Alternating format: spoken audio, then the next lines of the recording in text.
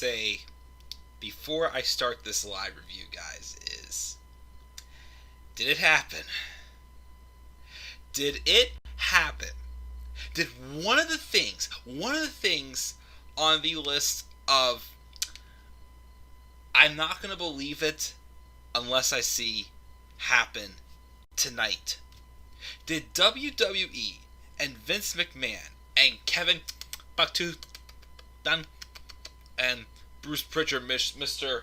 Whatever you say, boss, did they finally pull that long-awaited trigger we've been asking for years now? Was this the night that they for once did the right thing? We're going to have to find out. What's going on, guys? This is the Club of the Man 1993, and I am here live for my live review of SummerSlam 2020. Took place at the WWE ThunderDome at the Amway Center in Orlando, Florida. We're going to talk about everything from top to bottom that happened on this show, that I will say was a very good show.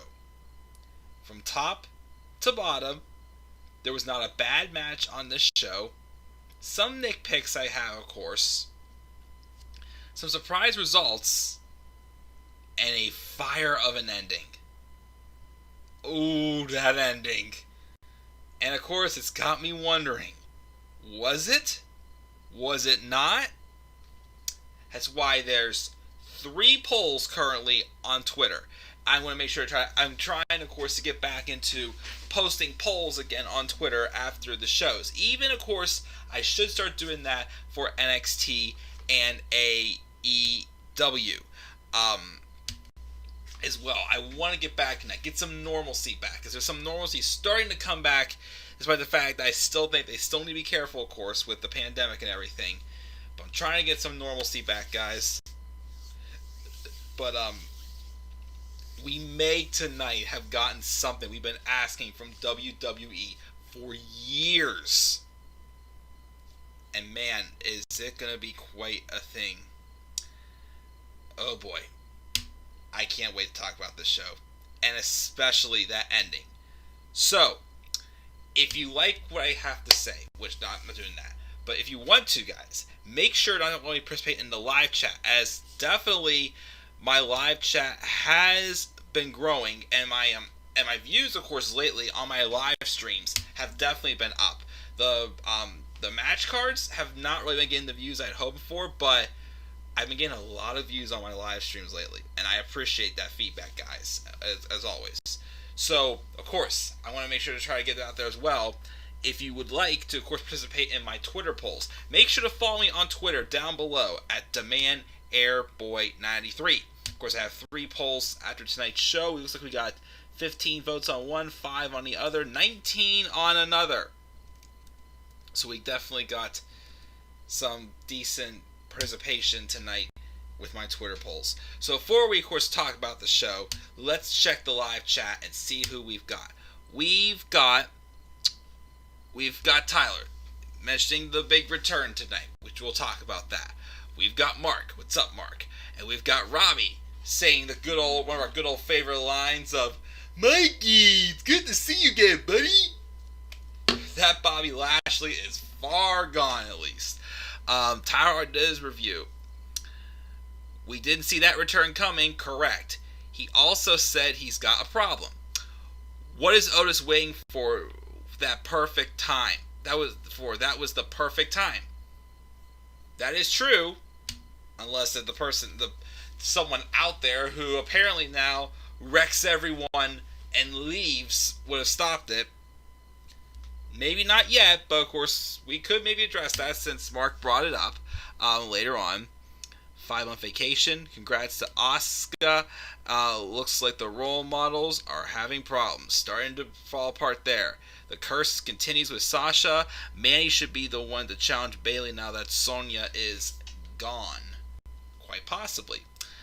And we got Lauren as well joining us. So let's get started, guys. Again, it's 11:37. Of course, I wanted to still come up here because I was energized after this show, and I'd like to talk about it. Again, I need to finish Dynamite. I just finished the match with Darby Allin, and right before Ricky Starks started cutting his promo. So I'm gonna do this review, and then I gotta go to bed because I gotta go to work tomorrow morning. But of course, I felt energetic enough to review this show. Again, SummerSlam 2020, I thought was a good show. Was it a perfect show? Was it the best SummerSlam I've seen? No, but I thought it was a really good show. Some results that surprised me, but there was nothing that really ticked me off. I feel like for the most part, I got out of the show what I needed to get out, and some more as well. So, let's roll into this. We had 8 matches that were advertised for the show. One of them got bumped to the pre-show. And then we got the pre-show match as Apollo Crews and MVP, with Shelton Benjamin and Bobby Lashley banned from ringside. I didn't really watch this match. I got to my friends. We talked for a little bit. Turned it on just as Apollo Crews was pinning MVP clean. And as soon as the match ends, Shelton and Bobby come out. Apollo dodges them and gets out of harm's way. So Apollo Crews won. Now what? That's my thing. Now what? I don't know what they're going to do now. Because like I said, this was the worst thing they could have done, was just have Apollo win clean. Unless he's feuding with Bobby Lashley next, and that gets him the Joy to Hurt Business. They need to do something here. Because they're really... I mean, okay, the idea, again, was to continue to tease something, or at least just go full-on turning him, and have Apollo Crews join the Hurt Business. As I still believe Apollo Crews desperately needs a heel turn, and he needs to join the Hurt Business. And again, the best way to continue this feud, again, is if he has a match with Bobby Lashley. He may have been able to beat MVP, but he doesn't think, of course, he can pull out another weapon and say, well, you may have been able to beat me, but can you beat Bobby Lashley, the man who has put you in the Nelson and whatnot? So there could be the case, but if not, Apollo's beaten MVP 3 times already.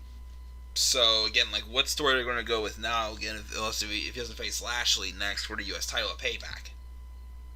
Something, again, needs to happen sooner rather than later, because I'm starting to get concerned for Apollo Crews. Again, I like he's getting this push, he's getting the U.S. title, but he's already running out of options, and he's already starting to lose momentum. And I think he needs a turn. He has to in some way become a part of the Hurt Business, for sure, to keep his momentum alive, I think. So, anyways, we're going to roll over and now into the main card. We opened up with the match I figured we'd open up with. The first of 2 women's title matches, and also the first of 3 women's matches altogether. Bayley and Asuka for the SmackDown Women's Championship. Was a decent match. It was there. I wouldn't say it was definitely one. It was probably one of the weaker matches on this card, for sure. I didn't expect much from this match, but what I basically expected was, Bayley to look stronger and for Asuka to basically drop the belt. So that pretty much happened, as of course Sasha and Bayley are trying to pull off their normal, heel tactics and distract Asuka, causing Bayley to, roll up the victory to make her look good, retaining, make her look more dominating one, and Sasha, won, with a bad luck. It continues on. Well, towards the end of the match, Asuka was able to, kick Sasha out of the way, But then Bayley rolled up Asuka for the victory, and afterwards Sasha got in there, basically beat her down a little bit, saying, "Hey, you're not gonna mess with me. You lost this time, and you're not gonna come close to getting my championship later on." So again, a decent opener. The opener I pretty much expected to happen. And again, like the match, yes, I'm definitely more interested in Sasha and Asuka. So obviously get the weaker one out of the way that people weren't going to care as much about. And of course recently Asuka has beaten Bayley. And of course this actually is the first time that Bayley's beaten Asuka. She's lost to her on TV several times. I know she lost her twice in NXT. So obviously they had, at some point the time was going to come, if of course unless they're going to keep storyline wise saying that, oh, you can't beat Asuka and whatnot. But yeah, so without further ado, let's keep rolling and see what we got. So that was how we opened up the show. The second match on the main card was the Raw Tag Title match between. And also forgot to mention also before we roll into this match, there was a post-match interview with Sasha and Bayley. It looked like they were in the Performance Center. I don't know where they were at, but basically they were just bragging about how Asuka lost and she's not going to get lucky when she faces Sasha later on, and Sasha's got this. And then pretty much there was this green broom behind them, like what? And then Bayley takes that broom, is like, it's going to be a clean sweep. I'm like, okay, that's just corny. And also, I forgot to mention this before, it was announced on the pre-show also that this was Renee Young's last show with WWE. They did not do a tribute video or anything for her, which was very rude of them. Why? Because her husband left and got over afterwards. Who the heck knows? Who knows? Anyways, so now moving on to the next match. Raw Tag Team Championships, the Street Profits and Andrade Cien Almas and Angel Garza. Once again, another decent match. Nothing really, I expected big time again. The storyline just was what it was. Super average, I thought. Again, Montez Ford got poisoned, and they're constantly teasing the breakup with Andrade and Angel. Of course, the biggest Achilles heel was definitely Zelina Vega. Of course, we didn't have Bianca Belair out there to, be the equalizer, but Vega was trying to get involved.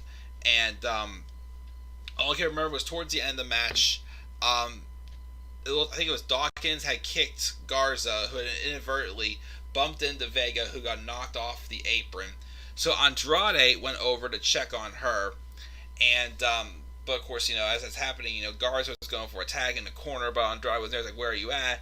And then the Street Profits were able to, team up on him, spine bust him, and then Montez Ford did that huge splash off the top rope, and of course spinning in the air, facing the other way, which I love when he does that. Of course, just really shows off his athleticism.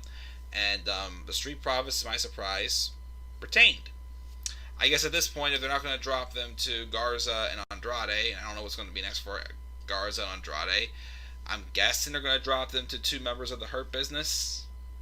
If Bobby Lashley's going to take the title off of Apollo Crews, or who knows who is, I guess we'll see MVP and Shelton Benjamin, or two individuals in the Hurt Business who are going to join, who are going to win the Raw Tag titles. I guess that's who it's going to go to. Because who else are going to put them on? Not the Viking Raiders. We already had Rollins and Murphy have a run of the tag titles earlier this year. It would make sense for the Street Profits just to drop him right back to them. So yeah, super back and forth idea, but again, I think the best option again probably them in the Hurt Business. That's where I think we're gonna go. We're gonna go with it. Just my opinion. So yeah, who knows? So we had again that match that was decent, I will say. This next match though, Mandy Rose and Sonya Deville. Mandy. Always looking great. As I always say, even with her shorter hair, I still think she looks hot as hell. And Sonya's always good looking, but once again, Sonya's not into people like me. Sonya's into the lovely ladies. But, of course, that's her. I respect that. I thought this match was good. But I definitely thought there was a couple spots that could have been better in this match. For starters, Mandy Rose botched trying to get a table set. I hate to say it, but it was worse when Bobby Lashley tried to set the table up in the tables match with him and Rusev at TLC, and he literally couldn't get the table set straight. Mandy Rose couldn't even pick up the table and flip it over properly. She even just rammed it into underneath the apron and tried to get up that way, but it didn't work. And then to the disappointment, the table never got used. Nobody got thrown through the table. I thought maybe after the match ended, Mandy would just toss Sonya through the table or something like that. So that kind of took me out a little bit. It was still a decent no DQ match, hard hitting, some action on the outside, physical, and of course emotional as well with saying bring it to me, and what did you want from me or something like that, all of that. So I would say it was good, but I definitely think this match could have been just a little bit better. They cleaned up a couple little spots. But as expected to be, Mandy Rose defeats Sonya Deville clean, which means that Sonya has to leave WWE. And of course Otis comes out with the Money in the Bank briefcase afterwards and celebrates with his peach, which again, he's a lucky son of a gun. Again, Otis, you proved that any man could have any hot woman that they want. I wish that was me. There's so many women I wish I could have right now, but you still gave me hope, Otis. So maybe someday I'll find my Mandy Rose. Who knows? But anyways, for now, Sonya Deville is leaving WWE. Again, I think it's just to give her some time off, just so she can, recover dramatically from what happened with that robbery. Because I saw that there was footage that was captured from the guy entering her house and whatnot. So, I definitely think Sonya just take a little bit of time off. Maybe come back in 2 months around the rumored time when the rumored shakeup is happening. And again, I would say put her on Raw and have her win the Raw Women's Championship. And of course, maybe through this, Mandy Rose will feud with Bayley next, maybe for the SmackDown Women's Championship. Well, unless they do her and Bayley and Sasha, who knows?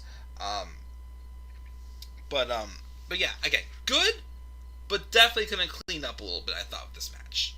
Especially that the botched table setting, I thought that Mandy had. But still a great match, good match. Live chat. Let's see what we got here. We got a lot of stuff in the live chat here. Lauren said this show is actually good, gave it a 7 out of 10, best pay-per-view of the year. They never did say who was supposed to be facing the role models at Payback. Yeah, they have not yet, and honestly, I have no clue who will.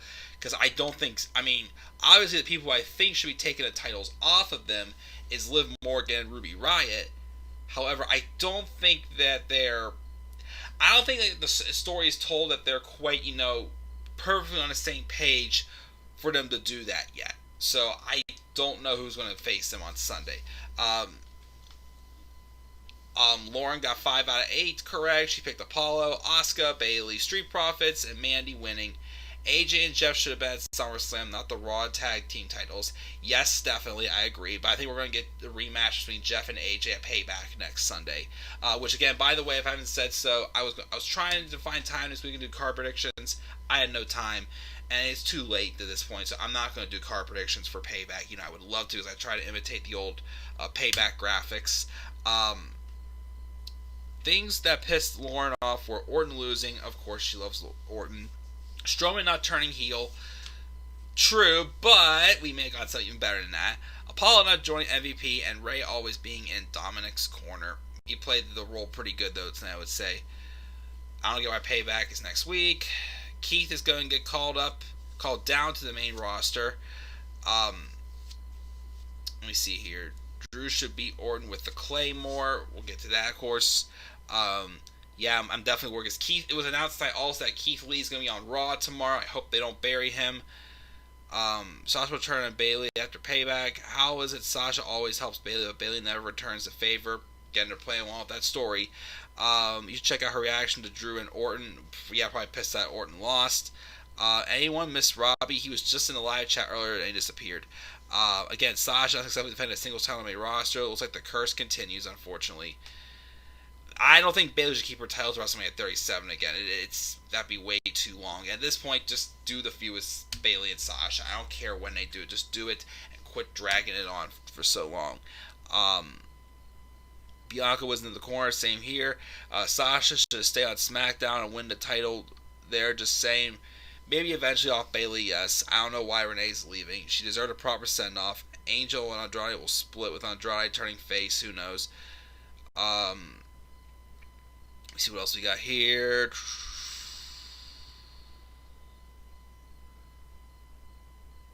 The whole tag team scene's a joke. No Gable and Corbin as tag team champions for sure. Mandy's hair was gorgeous. Mandy is always gorgeous, and at least the Mandy and Sonya feud is finally over. True. Even if Sonya is gay, she's amazingly talented and beautiful. Oh yes, definitely. Again, I keep putting them over. Both Mandy and Sonya, especially Sonya, improved a lot by feuding with each other. And don't worry, she will be back. But yeah, I definitely think Mandy needs a little more experience in the ring, but still, she's got the beauty right there and everything. It was supposed to be hair versus hair, but they dropped that. Again, I think Sonya's just taking some time off. They'll just probably deal with that. She's going to be back. Sonya is great. Please tell me I'm not the only one mad about the ending to the Seth and Dominik match. We'll talk about that when I get to it. I love to see her as a champion.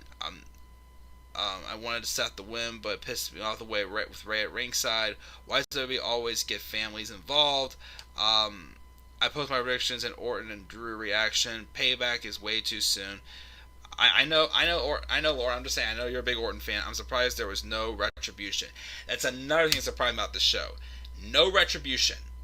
I really thought we would, especially with the Orton and McIntyre match. I thought we would get retribution, but we did not. So that was the match with Mandy and Sonya. Now let's move on to one of the best matches of the night, I thought, in my opinion. Dominik Mysterio versus Seth Rollins, the Monday Night Messiah, Jesus Christ himself. Seth Rollins is kidding. Don't go that far. Seth Rollins, the Monday Night Messiah, in a street fight. Of course, before the match, this definitely had a lot of emotion written in this match. Say what you want. Again, I continue to say for weeks that I felt that this was not a good idea because this is setting the bar too high for Dominik. But him losing would look kind of pointless. However, I'm actually fine with what happened with this match. I think, we basically got, the debut performance out of Dominik Mysterio. It told the story really well with, of course, Dominik telling his own father, I need to have your word. Let me do this on my own. And, of course, running emotions with the families. They had Mrs. Mysterio there as well in the back and even almost got involved in the match as well. But Seth Rollins continuing just to manipulate Ray to get involved in the match and just ignore his son's orders. You even heard Dominik a couple times. A couple times say, stay down, like, let me do this myself, as he kept saying. Again, I like his theme music. I like his rain gear, of course, except the fact that he had like a hood on and he kept coming over his face, kept like taking it off. But again, as I said, in-ring ability was never a doubt for me for Dominik Mysterio. Again, he freaking took bumps with Brock Lesnar. It looked like he had been taking bumps for ages. And so I knew he could put on a great match with Seth Rollins. Of course, we had a couple, physical moments with, of course, the kendo sticks, steel chair involved as well. Again, things got definitely crazy whenever Buddy Murphy first started getting involved. And, of course, again, Rey Mysterio kept staying out of his son's way. As Dominik said, leave me out of this. Let me take care of this by myself. The moments that Mysterio started getting involved, though, was when Buddy Murphy was getting involved. So it kind of gave a good excuse for, Ray to get involved. But again, not disobey his son's orders at the same time. And of course, as things got brutal, as of course, Ray was down, and then I think they were threatening to pierce Dominik's eye, just like they did to Ray. Mrs. Mysterio comes out, and then Ray is on the ramp like, honey, can't do this, stay back, whatnot, this and that. But then of course, he got back involved, and they took them out, and then when it looked like all hope was lost for Dominik and Ray, Seth turns around, and he's going up to embrace Mrs. Mysterio, and Dominik just snaps, and he tore through both Seth and and Murphy, like 2-on-1, beating the holy hell out of them. Again, we had some, of course, the kendo stick shots involved in there, the chair shots, and it looked like, again, like Dominik was just going whap shot. He thinks again, he literally just goes rough shot him with the kendo stick, as we expect him to do. And then it even looked like he was just about to beat Seth Rollins. He hit him with two 619s, one while he was on the apron, another one while he was while of course Rollins was in the normal spot that Ray would be. He then goes for a frog splash. Unfortunately, that's where Seth got his knees up. And at this point, Ray had been tied up, had been handcuffed to the ring, and he couldn't reach for his son. So then he's reaching for his son, as, Seth is showing him Dominik's face. He's just like, see what you got your son involved into, Ray. And then Seth hits the curb stomp, 1, 2, 3. Seth wins the match. I still think Dominik Mysterio, though, came out looking strong and looking like a beast. And I'm guessing at Payback next week, Sunday, we're going to be getting a tag match with Rey Mysterio and Dominik Mysterio taking on Seth Rollins and Buddy Murphy to settle this feud once and for all, and then have them get their revenge on Seth Rollins. So, yeah, Seth winning was not what I really wanted to see happen. I wanted to kind of see basically Dominik get some help, but of course that storyline of Dominik saying, I need to do this myself, Dad, please don't get involved and let me take care of this. I think it worked. So it was, again, a very good match. Dominik had an excellent in-ring debut. Like I said, I didn't want this. I didn't want Dominik coming out looking like, we wanted to see him win the world title yet. Like, no. Someday, maybe. But now, no, not yet. But I love his in-ring gear. Love his entrance music. Pretty good start, I gotta say. But yeah, probably a tag match next Sunday with Dominik and Ray teamed up against Murphy and Rollins just to settle this feud once and for all. I did remember seeing my predictions. One thing I could have seen happening was Aleister Black getting involved and costing him the match, maybe. But Aleister Black is going to be on Raw tomorrow, as Kevin Owens announced he was on commentary during the Raw Tag Title match for the Kevin Owens show. So we'll see what Aleister Black has to say tomorrow and where this feud goes from here. Again, I think it's still going to go to a tag match for next Sunday. Then we get to this match. Match number 6. Asuka and Sasha Banks.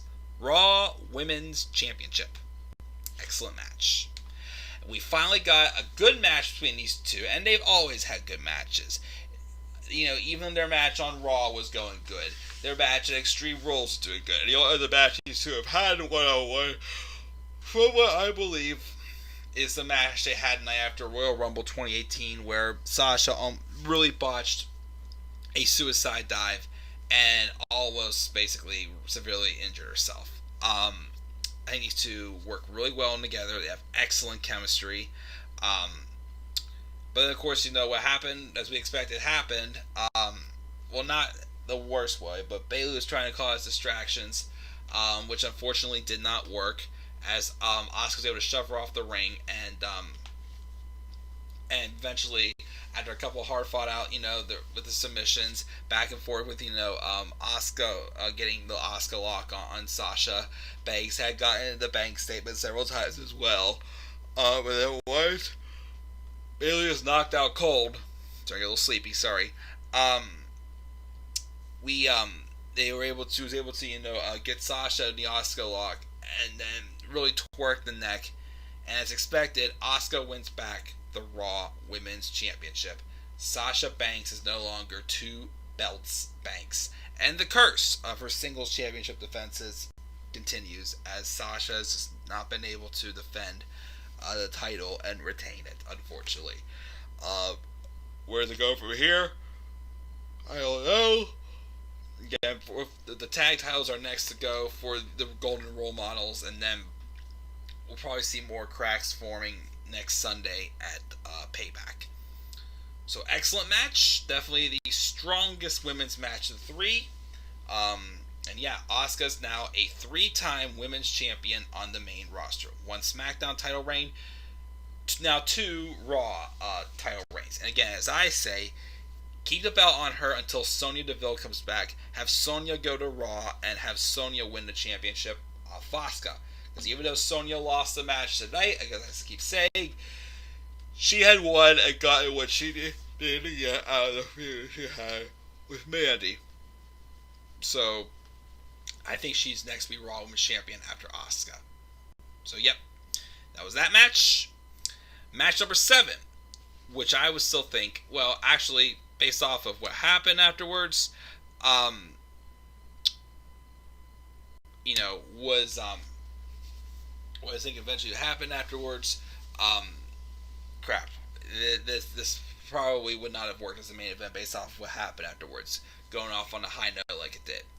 But match number 7 is a very brutal, hard-hitting match that had some people busted open a little bit.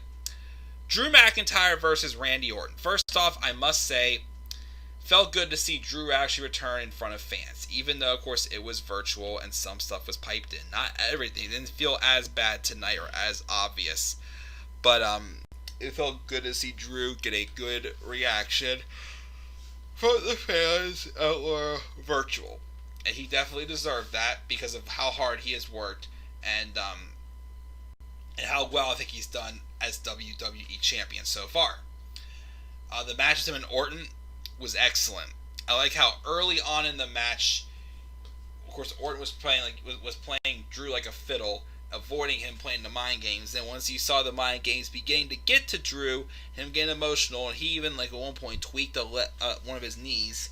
So you definitely saw, for the first time really since his title reign began, Drew obviously felt his title being, threatened. And definitely should be with the role that Randy Orton has been on. We had some good back and forth, hard-hitting action. These two have really awesome chemistry in the ring together, I think. There was a spot in the match where McIntyre had Orton in the figure 4. Orton had slammed Orton also slammed McIntyre on top of the announce table several times. One of them just broke, the table, and it began to collapse. It didn't collapse completely, but there was that spot there. There was a time where they were in the figure 4 leg lock where Orton did like a thumb to. Well, first he grabbed onto the referee and pulled him down so he could see Orton put a thumb to McIntyre's eyes, and because of that, obviously his eyes started bleed a little bit from being gouged out. Orton did tease an RKO a couple times. He was close to, and then of course he even also teased a punt, which of course McIntyre avoided. Went for the Claymore, but he went right over. He flew right over top of Orton, and then it looked like Orton was going for an RKO. McIntyre blocked it again, and then he did the shoulder roll up. 1, 2, 3. And Drew McIntyre, to my surprise, I thought Orton was going to win it here, but he did not. Drew McIntyre retains a championship. And honestly, again, I'm not mad about it. Again, I thought Orton needed it more here. I'm totally fine with Drew McIntyre getting this clean victory over Randy Orton.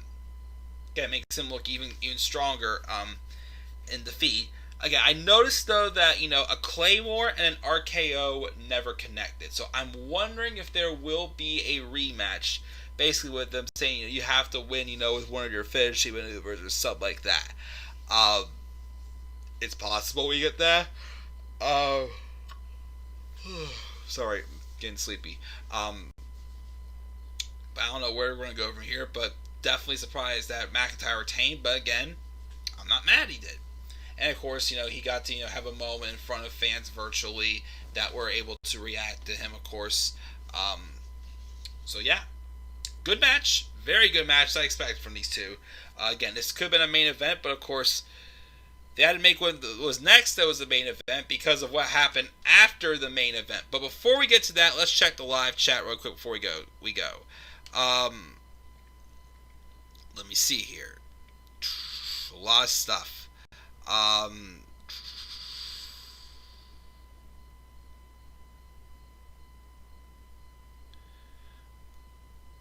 Again, Retribution's that stable. She hopes that Dom won't be like Ray, but he has potential. She thinks Ray needs to leave.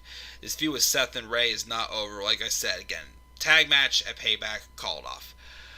Robbie thought it was a great debut by Dominik. If Payback was later in the year and not the next freaking Sunday, it would be perfect for Ray and Dominik to tag against Rollins and Murphy.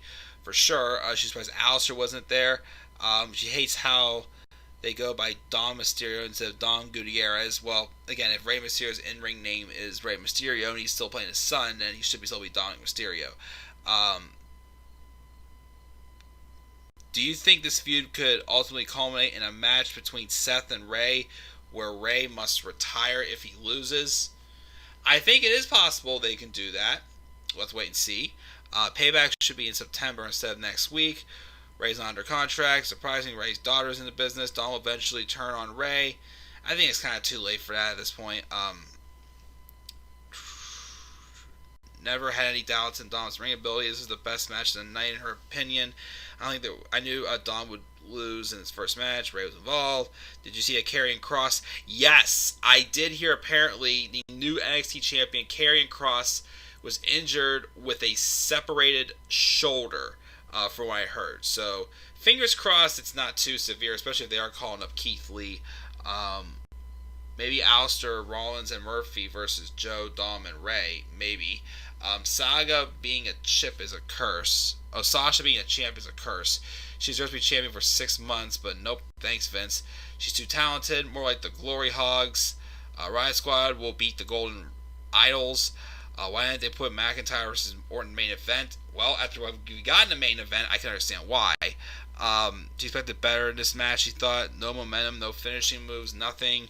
Orton will bring the fire as a heel. He needed a win. I can't stand the virtual fans.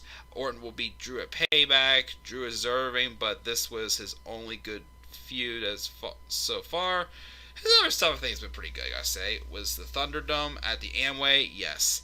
Will we go back to original fans? Not sure. Surprised they gave Drew a win via roll-up. Probably just a way to protect Orton. It's considered clean. This was the second best match. The Fiend, Bray Wyatt versus Braun Strowman. But, well, it's the Braun show. Yeah, because Braun Strowman's almost like him. So Bray is finally champ again, but it'll be washed away at Payback when, maybe, but we'll talk about this. This was Drew's weak match for a WWE title. I don't know about that. All this. Is Roman the leader of Retribution? I doubt that. To everyone in the chat, better debut this weekend, Pat McAfee or... Ooh, that's a tough one. Again, Pat McAfee had a really good showing. Dominik did too. I'll give the rub to Pat only because I knew Dominik could go in the ring.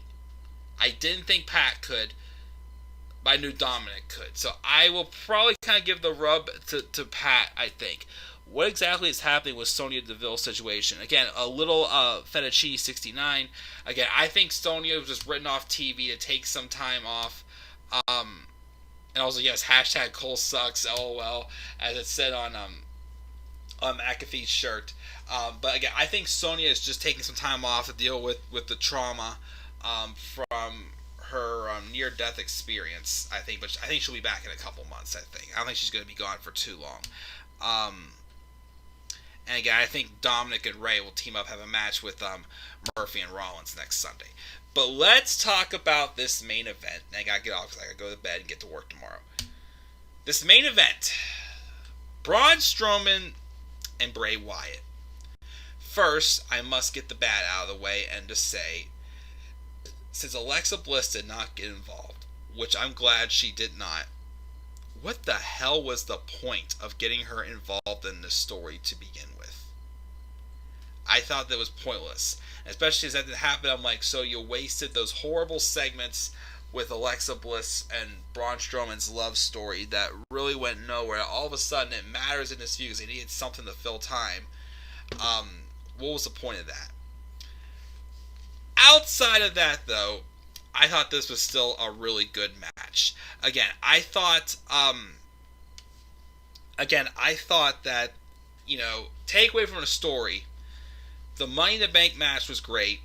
Take away again from the build, this was still a good match. It was brutal. It was hard hitting. Good chemistry between these two, I think. With their history and such.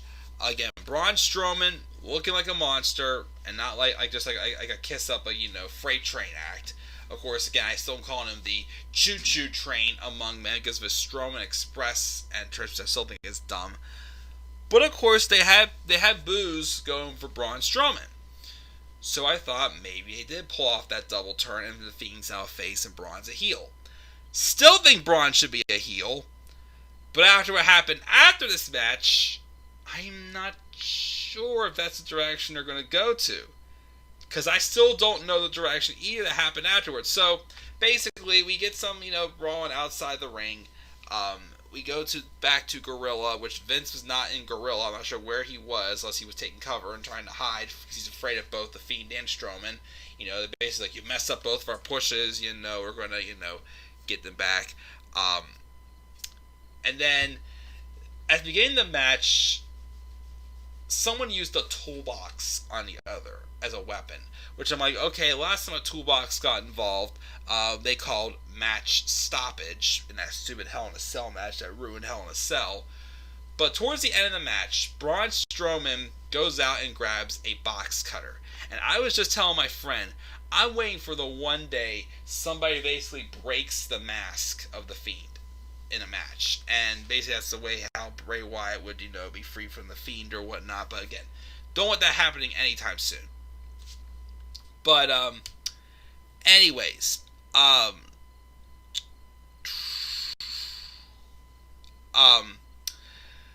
so Braun then uses the box cutter to just carve a spot in the mat to rip it open and expose the wooden floor. But instead, of course, it led to the Fiend then grabbing Strowman and doing like a choke slam on him onto the wooden floor. And then two Sister Abigails, 1, 2, 3, the Fiend wins the match. And he is now a 3-time world champion. And of course, he has the title right back where it belongs. And again, just shows that he should have never dropped in the first place to Goldberg, which again was a stupid idea to begin with. Braun Strowman is champion. It wasn't as bad as I thought, but it still was nothing special. Again, he was only champion because WWE needed him to be champion because they had nobody else. Because of a certain someone who we're about to talk about in a second leaving and refusing to wrestle at WrestleMania, which good call by this person. But now I'm sure the moment you've all been waiting for, the thing you want me to talk about. Let's talk about this. What happened after the match? So obviously they were showing replays of the match. Afterwards, the Fiend is holding up the championship that he had won back. He turns to his right. BAM! Speared! And I'm like, wait a second.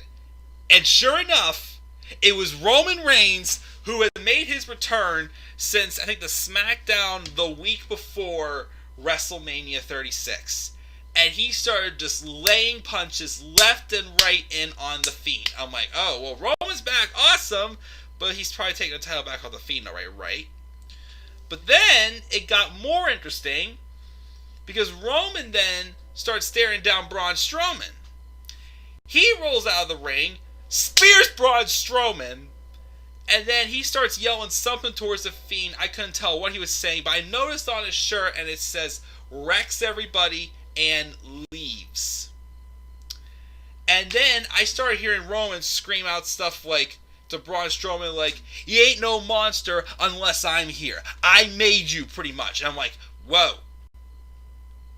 That sounds like, again, if anybody watches The Lex Man or just Alex, he had pitched in his Roman Reigns heel turn video recently how Roman just has to tell that story basically about how when he comes back, how WWE literally just refused to mention him.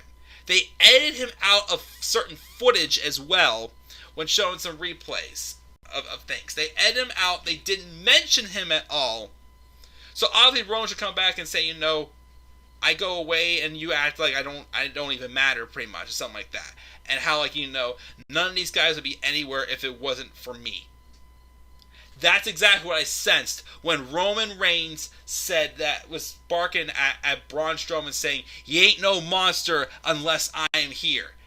And then he takes a steel chair and just starts whacking the hell out of Braun Strowman. And I am just like, holy hell, is this happening?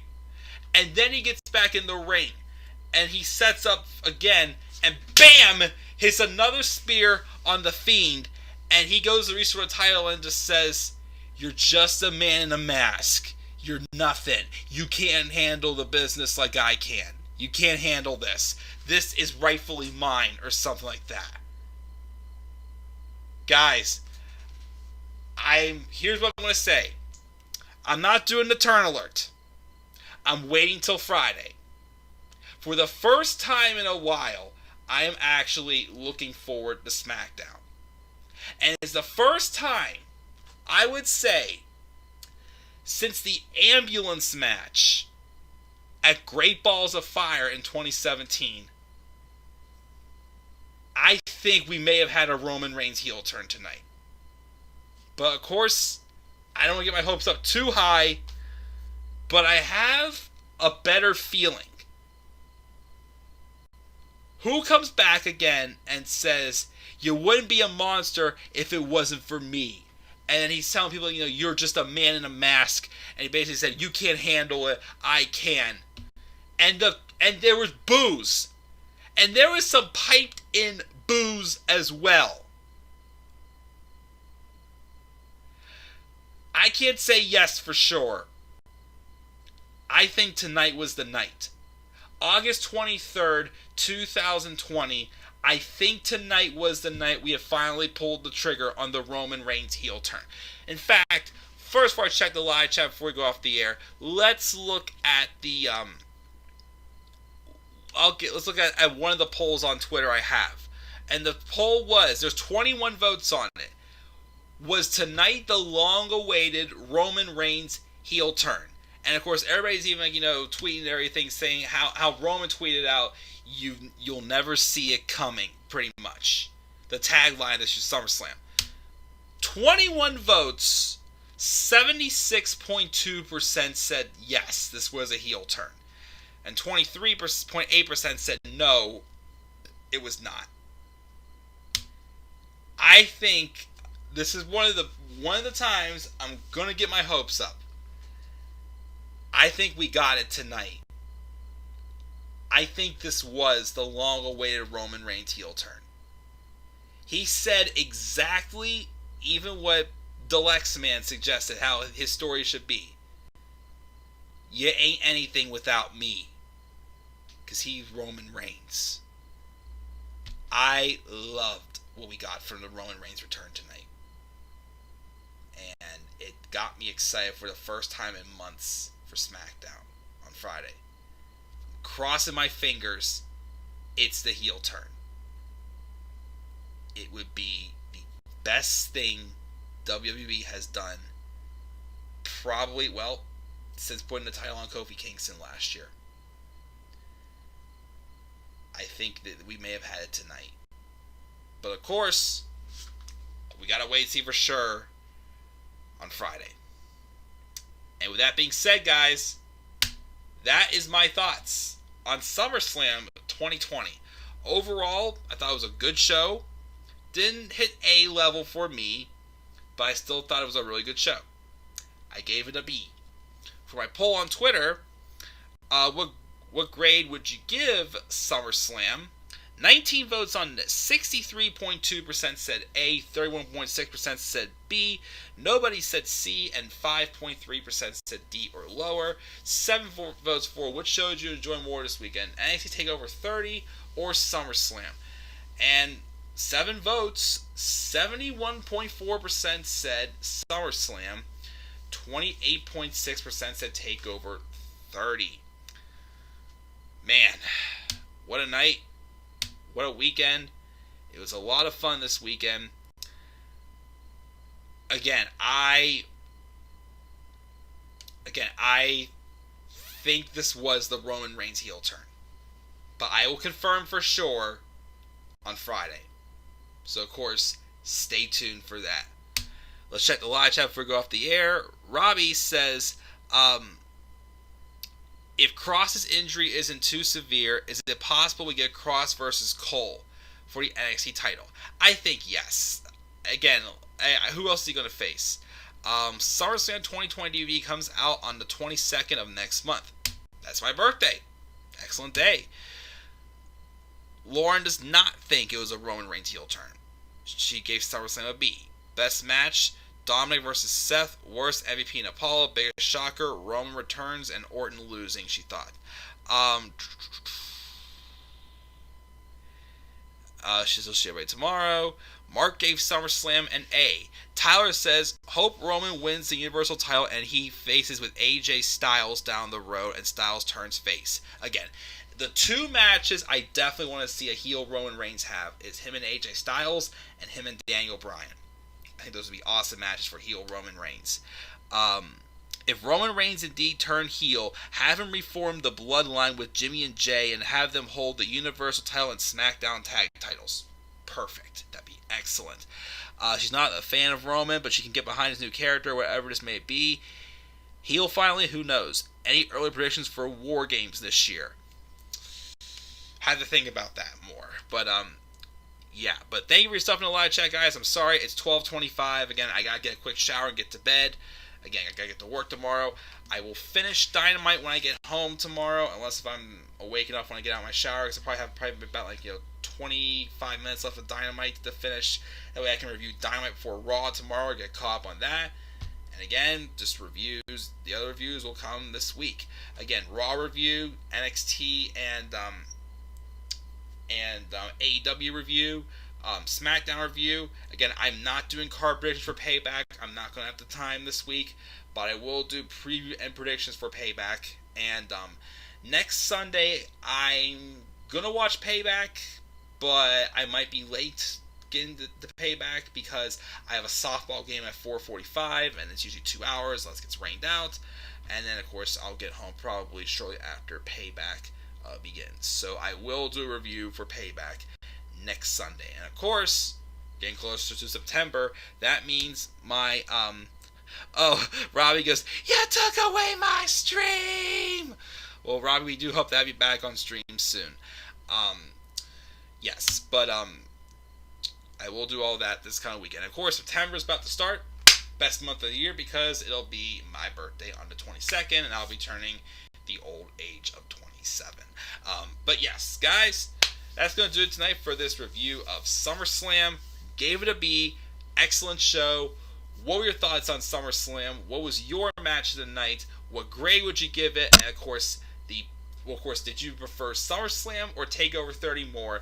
And the $1 million question, which I will wait till Friday, was tonight the Roman Reigns heel turn? Leave your thoughts down in the comment section below. Slap a like on the video. Subscribe for more content on my channel. And follow me on Twitter at DemandAirboy93. And with that, guys, I'm checking out. Have a good night. Get some sleep.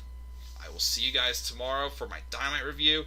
and maybe Raw. If not, Tuesday will be my Raw review.